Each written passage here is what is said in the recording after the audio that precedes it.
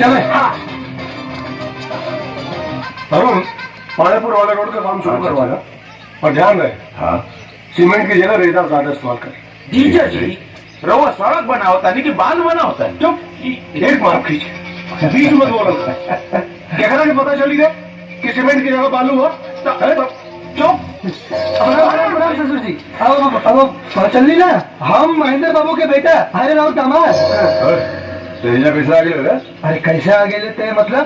अरे दरवाजा से गेट से नहीं और कैसे आएंगे? एकदम बक्चों सुमन, लागत है ससुरवा डायरेक्ट मिला। अभी नहीं जाते देख ला। तो रह जा। हाँ पहचान लग रहा कि जी बाबूजी, एक नंबर के लोग पर बदतमीज और छिछोरा हवे। सुमन ऐसा ना बोलल जाला। क्या काम करा बेटा? आओ तनी बगल में करा। सुमन आओ तनी बगल में करा। तिवारी बताओ कैसन जोड़ी लगा था? एकदम बेमेल 16 आना फेल।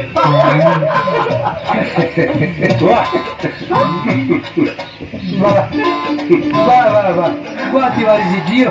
वैसे भी रहो बारे में ना, हमारे बाबूजी गांव में पहले ही पूरा तारीफ के पुल बांध चुकल बारे में। थैंक यू बट ही और बिल्कुल नॉट वेलकम। 500 रुपया के एगो नोट है ना? 10 रुपये से काम ना चली। ना 500। 500 रुपये का हाँ जल्दी ना ला। बेटा, ला अपना सास की तरफ से पहला ले। अरे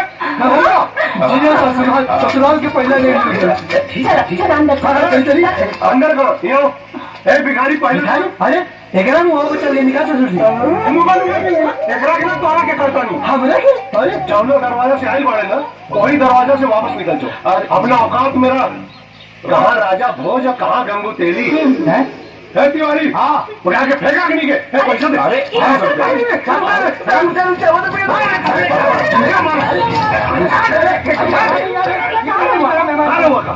नेट देखी दामाद की।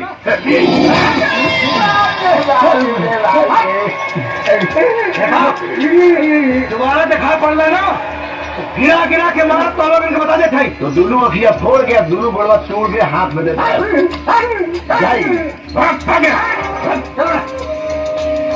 बतावा महेंद्रवा के बेटा दामाद बन के बिशंभर के घर में घुस गई। बहुत बड़ा थेथर बा, मल्लाह तो मार के भगा देनी हम। लेकिन इतना बड़ा थेथर हो, इतना बड़ा थेथर हो कि तो दोबारा फिर से घुस गई और बिशंभरवा अपनी बिटिया को अपने साथ भेज दे रस्ता। अरे बाबूजी सुनी ना, वो इतना लालची और नीच इंसान है कि क्योंकि 5 रुपया भी कीचड़ में गिरल रही ना तो के पूछी ना सीधा अपन पॉकेट में डाल ली तो अपन बेटी के कहा जाए दी हूँ।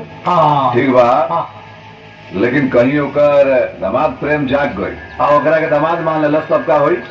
बेटे स्टेटस के साथ रिश्ते बदल जाते हैं। एक और बात बेटा अरुण, हमारा नाम खंठन तिवारी है। अगर विश्वंभर का दामाद प्रेम जाग भी गई तब हमें रिश्ता के छोड़ा के छोड़ो।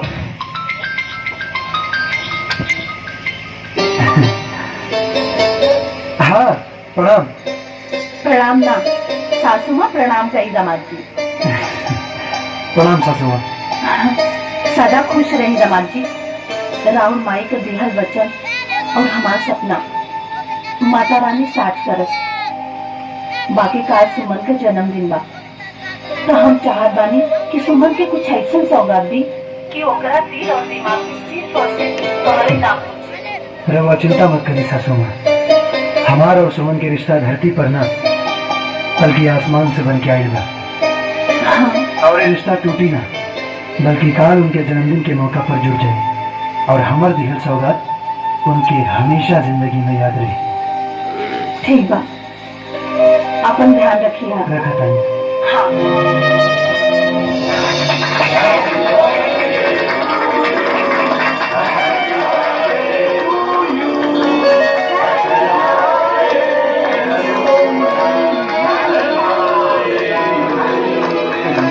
बेटा समझ, भगवान तुम्हारी उम्र 1000 ना लाख बरस करे। अरे हमारा घर में लक्ष्मी बाड़ी तू है। लव यू बाबूजी। भगवान तुम्हारा के हमेशा खुश रखे। हैप्पी बर्थडे सुमन। अरे ये कहाँ से आ गई?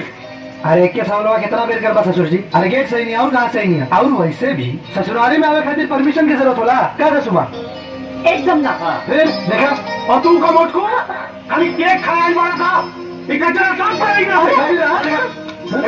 केक खाया हो गया और का तो दिखा भगा दे देखा कहां भागा जा हां बहुत बेशरम आदमी हो यार। अरे तिवारी तिवारी तिवारी तिवारी भगा नहीं कचरा लोगों के साफ कर रहा लेकिन नहीं बतावा कि खाली केक से पेट भरी ये कुछ खाना वाला का इंतजाम कर तैयारी शुरू करो।